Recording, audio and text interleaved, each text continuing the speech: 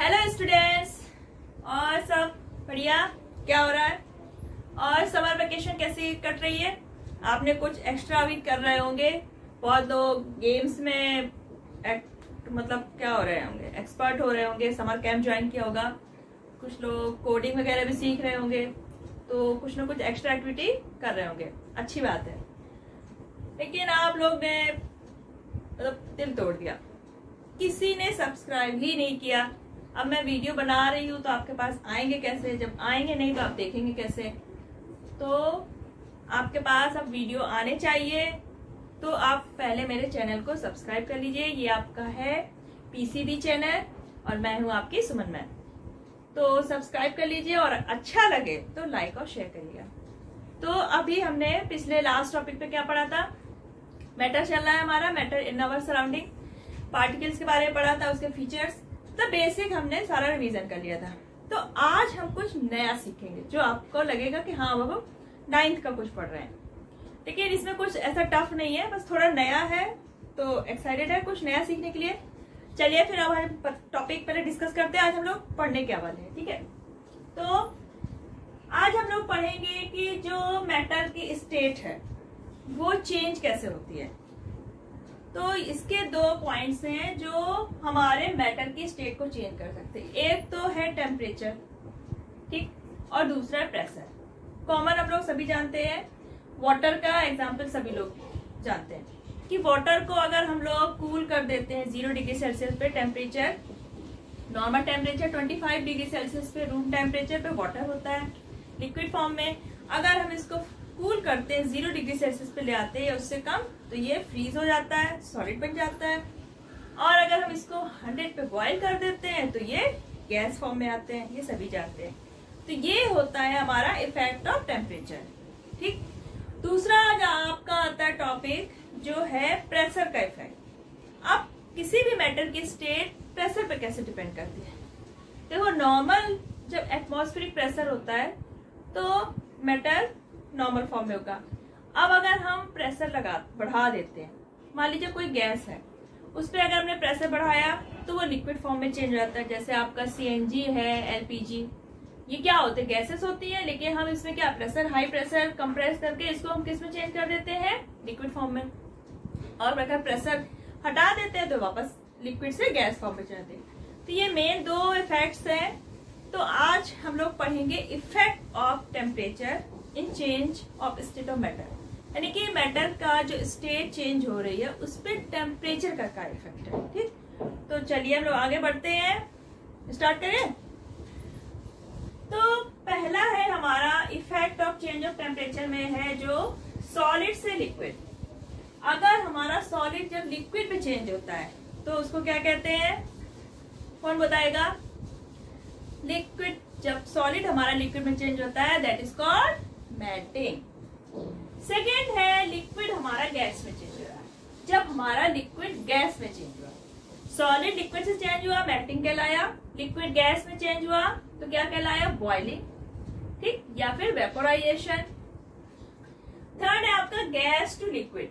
अब gases state से जब लिक्विड स्टेट चेंज होती है, ठीक, तो क्या कहलाता है हमारा? कंडेंसेशन, यानी कि गैस हमारी किस में चेंज हो गई? लिक्विड में। तो क्या हो गया वो? कंडेंसेशन। अब अगर हमारा जो लिक्विड है वो सॉलिड में चेंज हो गया तो क्या कहलाएगा? क्या कहलाएगा? फ्रीजिंग। तो ये 4 इफेक्ट्स हैं टेम्परेचर के जो ये स्टेट चेंज करता है। पहला, सॉलिड टू लिक्विड, मेल्टिंग हो गया आपका। लिक्विड टू गैस, बॉइलिंग और vaporization. Gas to liquid, condensation. And liquid to solid, freezing. तो टेम्परेचर हम लोग घटा करके या बढ़ा करके ये स्टेट हम चेंज कर सकते हैं।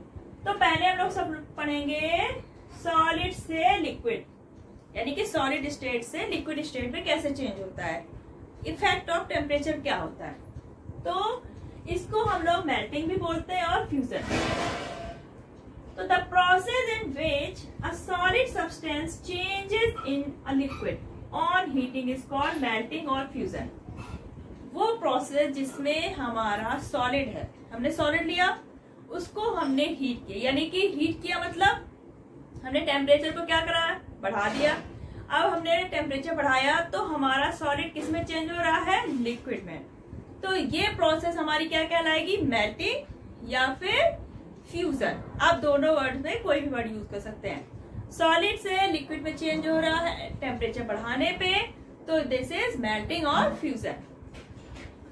अब एग्जाम्पल के तौर पे आइस का देखिए। आइस क्या होता है, हमारा 0 डिग्री सेल्सियस पे ही मेल्ट है। जब हम आइस फ्रिज से बाहर निकालते हैं तो 0 डिग्री सेल्सियस की आइस होती है, सॉलिड होता है।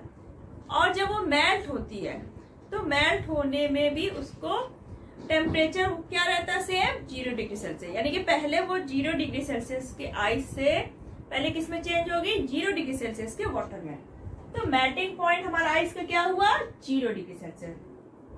अभी जो मेल्टिंग पॉइंट होता है ये हर सब्सटेंस का अलग अलग होता है।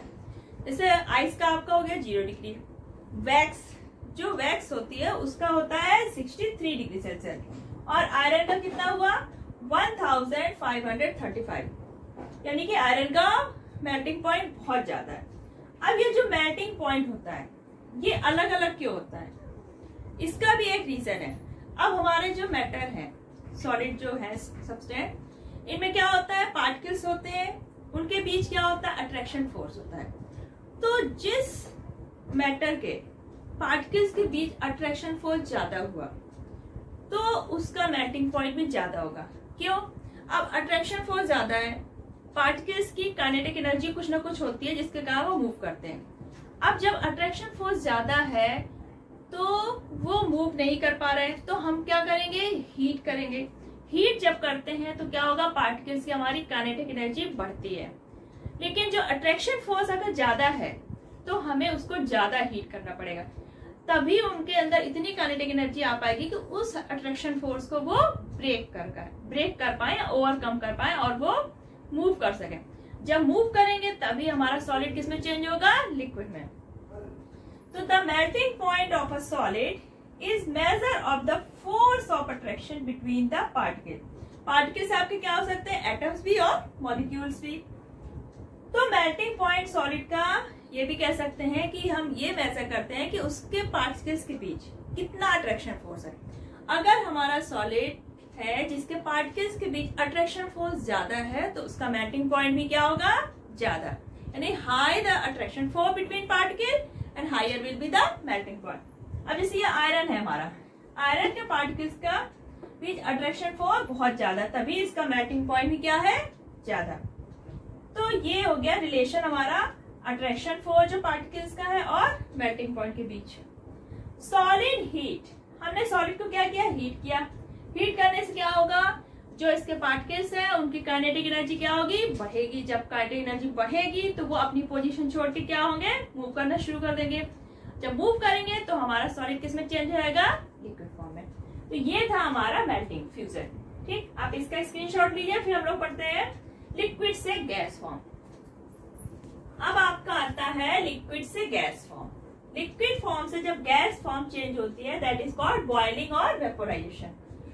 अब ये जो बॉइलिंग प्रोसेस है that is the process in which a liquid substance change into gas rapidly on heating is called boiling. जो हमारी प्रोसेस है जिसमें क्या हो रहा है, हमने लिक्विड लिया, इसको बॉइल किया, मतलब बॉइल किया मतलब हीट किया। तो जब ये बॉइल हो गया तो ये क्या हो गया, बॉइलिंग प्रोसेस हो गई। और जिस टेम्परेचर पे हमारा लिक्विड बॉइल होके किसमें चेंज हो जाता है, गैस फॉर्म में, that is called boiling point of the liquid. ठीक, तो जो हमारी प्रोसेस है लिक्विड से चेंज होना गैस फॉर्म में on heating, that is boiling, and the temperature at atmospheric pressure. Pressure कौन सा होना चाहिए हमारा, एटमॉस्फेरिक प्रेशर। तो at atmospheric pressure, normal atmospheric pressure पे वो टेम्परेचर जिस पर हमारा कोई लिक्विड किसमें चेंज हो रहा है, गैस पे, तो वो उसका क्या कहलाएगा, बॉइलिंग पॉइंट। जैसे आपका वाटर है, वाटर हमारा नॉर्मल एटमॉस्फेरिक प्रेशर पे हम उसको क्या करते हैं, हीट करते हैं। तो हीट करते करते एक टेम्परेचर आता है जिसमें हमारा लिक्विड क्या होने लगता है, गैस में चेंज होने लगता है, स्टीम बन जाता है, दैट इज 100 डिग्री सेल्सियस। तो हम क्या कहेंगे कि हमारा वाटर का बॉइलिंग पॉइंट क्या हुआ, 100 डिग्री सेल्सियस। क्यों? क्योंकि 100 डिग्री सेल्सियस पे ये लिक्विड से किस में चेंज हो रहा है, गैस में। तो ये हमारा हो गया बॉइलिंग पॉइंट ऑफ वाटर। ऐसे ही हमारा मेल्टिंग पॉइंट था, जो हमारा सॉलिड से लिक्विड फॉर्म में जो चेंज हो रहा था प्रोसेस, तो वो प्रोसेस क्या थी, मेल्टिंग। और जिस टेम्परेचर पे हमारा सॉलिड लिक्विड में चेंज हो रहा था, वो पर्टिकुलर टेम्परेचर हमारा क्या कहलाएगा, उस सॉलिड सब्सटेंस का मेल्टिंग पॉइंट। जैसे हमारा आइस का मेल्टिंग पॉइंट क्या हुआ, 0 डिग्री सेल्सियस। वाटर का बॉइलिंग पॉइंट क्या हो गया, 100 डिग्री सेल्सियस। तो बॉइलिंग पॉइंट, मेल्टिंग पॉइंट, ये हम नॉर्मल एटमॉस्फेरिक प्रेशर पे ही लेते हैं। तो हमारा ऐसे एल्कोहल है, एल्कोहल का बॉइलिंग पॉइंट क्या है, 78 डिग्री सेल्सियस। और मर्क्यूरी का 357। यानी कि हर सब्सटेंस का, लिक्विड का, अलग अलग लिक्विड का बॉइलिंग पॉइंट, या आप कह सकते हैं वेपोराइजेशन जो पॉइंट है, वो क्या होगा, डिफरेंट होगा। क्यों? क्योंकि सभी मैटर के अंदर या जो लिक्विड्स है, इनके बीच, पार्टिकल्स के बीच क्या है, अट्रैक्शन फोर्स भी क्या है, अलग अलग। तो जिसके बीच अट्रैक्शन फोर्स ज्यादा है, उसको लिक्विड से गैस फॉर्म में लाने में हमें ज्यादा हीट देनी पड़ेगी। तो हीट ज्यादा, यानी कि हमें ज्यादा टेम्परेचर बढ़ाना पड़ेगा, और वो टेम्परेचर ही हमारा क्या कहलाता है, बॉइलिंग पॉइंट। तो boiling point of a liquid is measure of the force of attraction between the particle.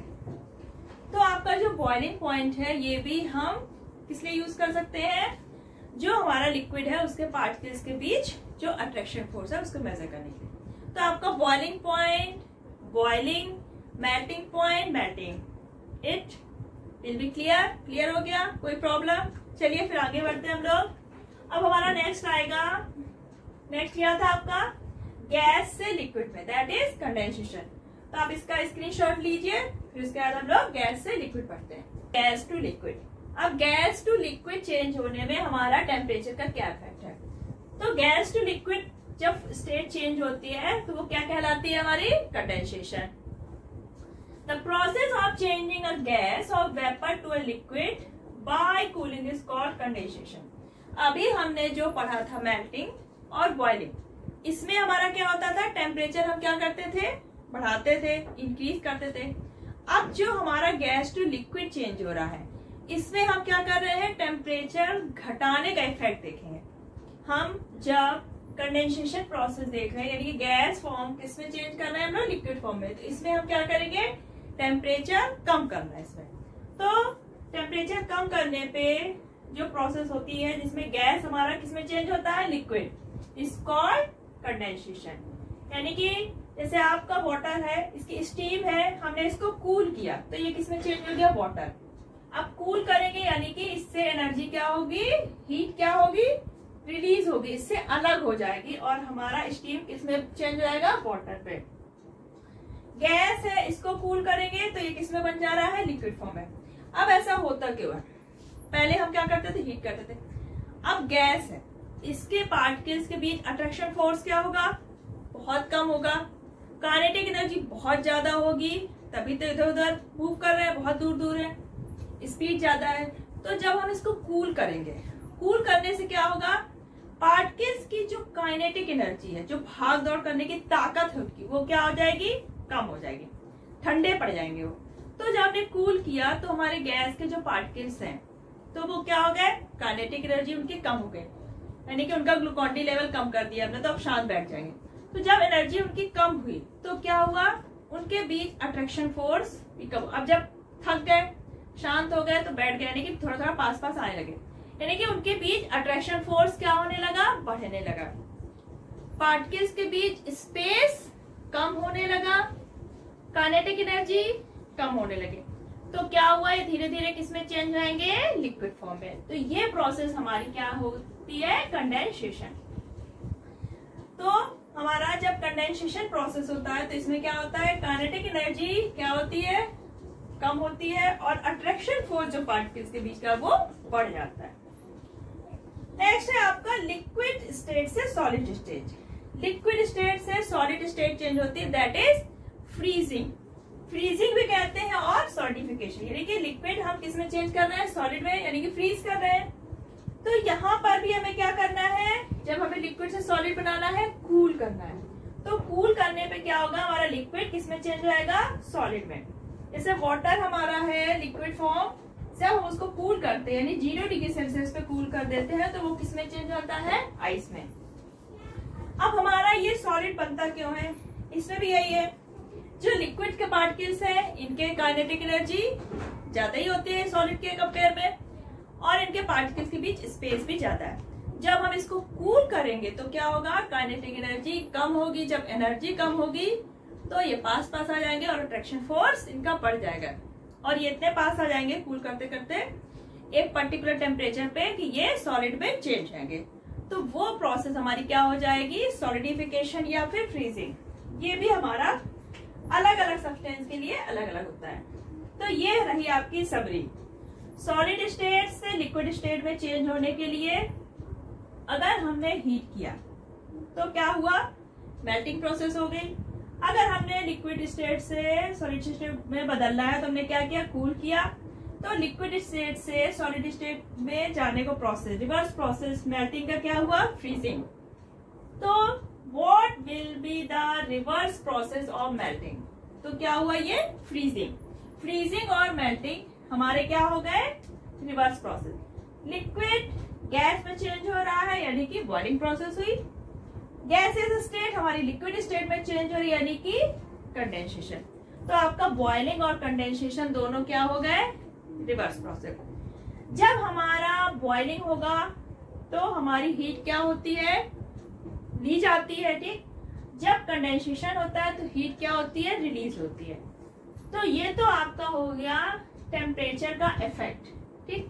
अब हम लोग पढ़ेंगे latent heat of vaporisation and latent heat of fusion. आपका नेक्स्ट टॉपिक है लेटेंट हीट। अब पहले तो हम ये समझेंगे कि लेटेंट हीट होती क्या। लेटेंट वर्ड का मतलब है छिपा, हिडन, यानी कि छिपी हुई। हीट मतलब हीट, छिपी हुई। तो the heat energy which has to be supplied to change the state of a substance is called latent heat. वो हीट एनर्जी जो हम सप्लाई करते हैं किसी मैटर को टू चेंज इट्स स्टेट, यानी कि किसी भी सब्सटेंस की कोई स्टेट है, सॉलिड स्टेट है या अब लेटेंट हीट है तो कोई भी स्टेट ले सकते हैं, सॉलिड है, लिक्विड है, कोई भी। तो हम स्टेट को जब चेंज करने के लिए, यानी कि सॉलिड से लिक्विड या लिक्विड से गैस, तो स्टेट को चेंज करने के लिए हम जो हीट हमें देनी पड़ती है that is called latent heat. अब यहाँ पे लेटेंट हीट में ये पॉइंट इंपॉर्टेंट है कि यहाँ पे हम सब जो हीट दे रहे हैं वो सिर्फ किस लिए दे रहे हैं, सिर्फ स्टेट चेंज करने के लिए। यहाँ पे टेम्परेचर इंक्रीज नहीं किया जाएगा, यानी कि जैसे आपका सॉलिड है, अगर हम इसको लिक्विड में बदल रहे हैं तो जिस टेम्परेचर पे हमारा सॉलिड है उसी टेम्परेचर का हमें उसको क्या बनाना है, लिक्विड। यहाँ पे टेम्परेचर इंक्रीजमेंट नहीं होना, तभी इसको बोलते हैं लेटेंट हीट। क्योंकि हमने हीट तो दी उसको, लेकिन फिर भी जब हम जो स्टेट चेंज हुई उसका जब टेम्परेचर लेते हैं तो हमें टेम्परेचर बढ़ा हुआ नहीं मिलता। इसका मतलब कि जो हमने हीट दी वो कहाँ गई, छिपी हुई है उसमें। तो ये हो गया हमारा लेटेंट हीट। तो लेटेंट हीट मेनली किस लिए यूज होता है, किसी भी मैटर की स्टेट चेंज करने के लिए। तो ये आपका क्या हो गया, लेटेंट हीट। क्लियर, आगे बढ़ते हैं। It does not raise the temperature. Latent heat कभी भी किसी मैटर का टेम्परेचर नहीं बढ़ाता, ठीक। ये पॉइंट आप याद रखिएगा। Latent heat means, latent means hidden, पहले बता चुके हैं।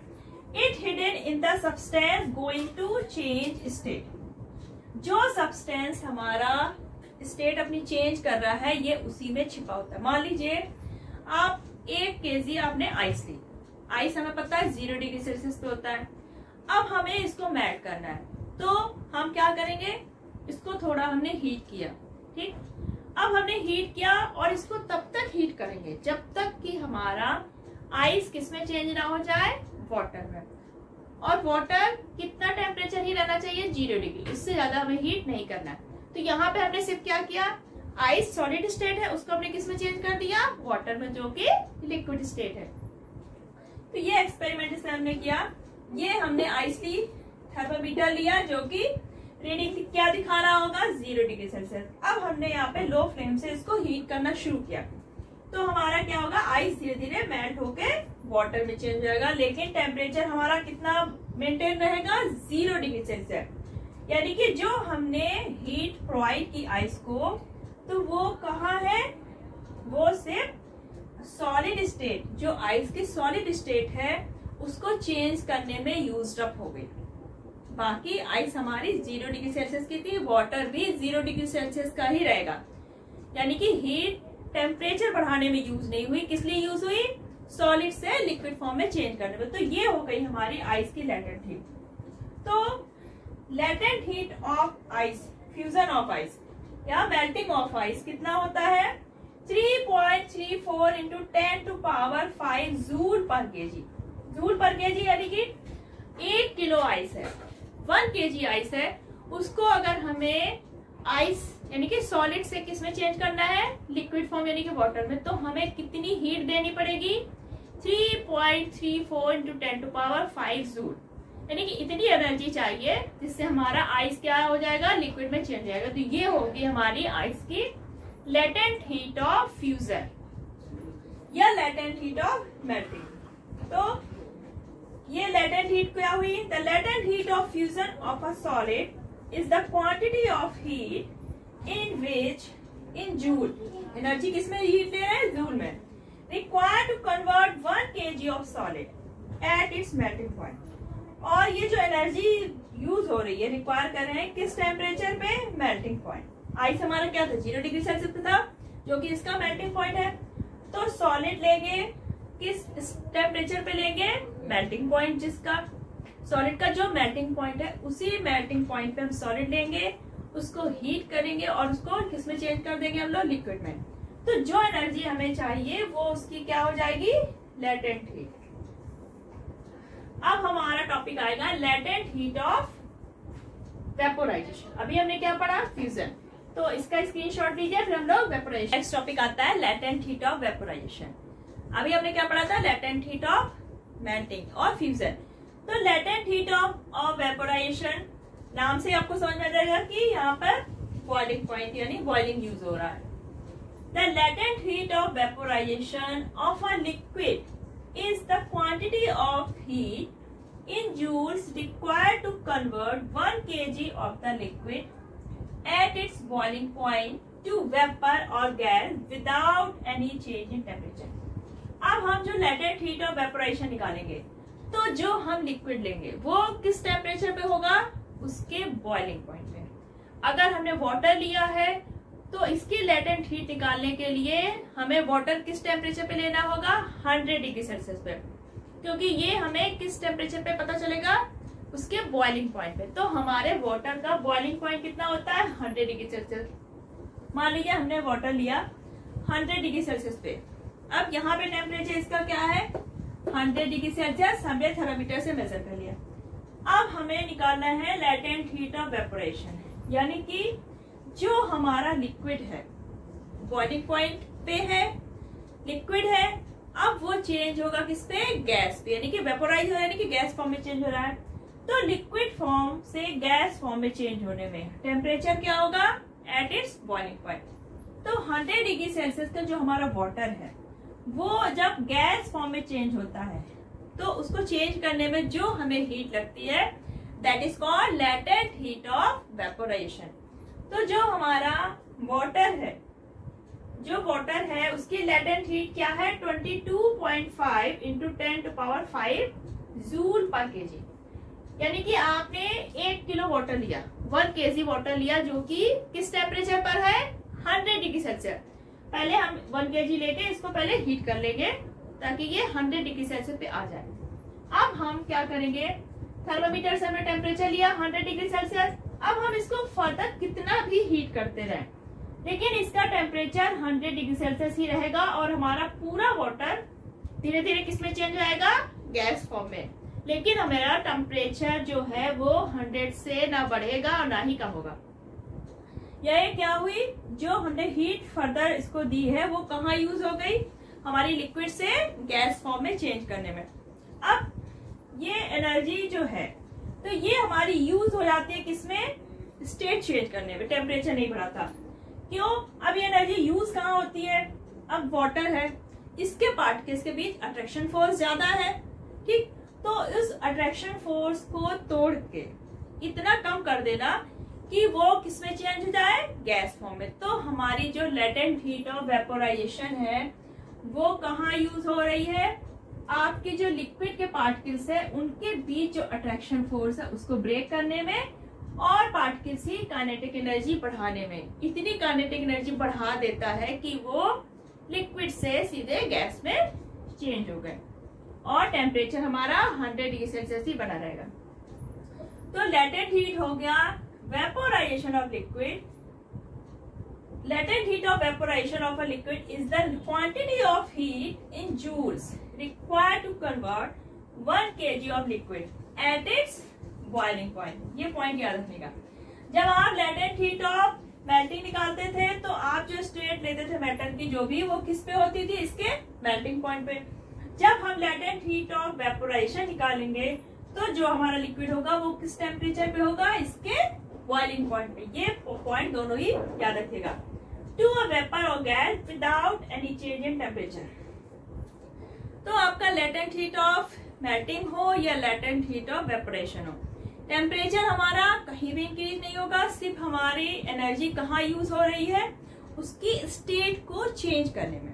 मेल्टिंग में क्या हो रहा है, हमारा सॉलिड लिक्विड में चेंज हो रहा है विदाउट चेंज इन टेम्परेचर। और लेटेंट हीट ऑफ वेपोरेशन में क्या हो रहा है, हमारा लिक्विड उसके बॉइलिंग पॉइंट पे जो लिक्विड है वो किसमें चेंज हो रहा है, गैस फॉर्म में without any change in temperature. तो जो हमारा वाटर है इसकी जो लेटेंट हीट ऑफ वेपोरेशन वो कितनी है, 22.5 इंटू 10⁵ जूल पर केजी। अब ये जो लेटेंट हीट हुई, लेटेंट हीट ऑफ मेल्टिंग और लेटेंट हीट ऑफ वेपोरेशन, इसके बेस पे आपसे कुछ क्वेश्चन डिस्कस करते हैं। चलिए बताइए, Why latent heat does not increase the temperature of matter?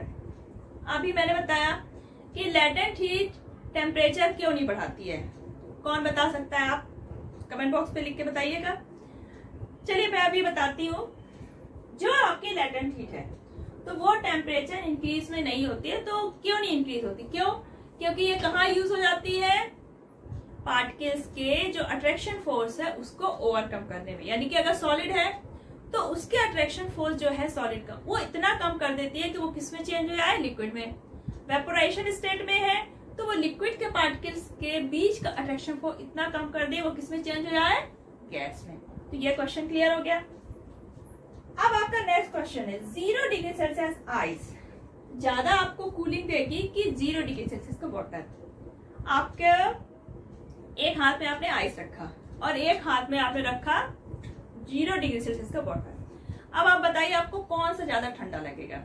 Obvious है आपको आइस कूल लगेगी ज्यादा, लेकिन क्यों, ऐसा क्यों, टेम्परेचर तो भाई दोनों का 0 डिग्री सेल्सियस है तो दोनों समान ठंडे होने चाहिए, पर ऐसा क्या है कि हमारी आइस ज्यादा ठंडी लगती है।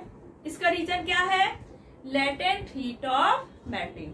अब हमारी आइस है, हमने हाथ पे रखा, अब आइस क्या होगी, मेल्ट होना शुरू होगी, हमारे हाथ से क्या लेगी, हीट एब्जॉर्ब करेगी, क्योंकि वो 0 डिग्री सेल्सियस के आइस से किस में चेंज होगी, अब 0 डिग्री सेल्सियस के वाटर में।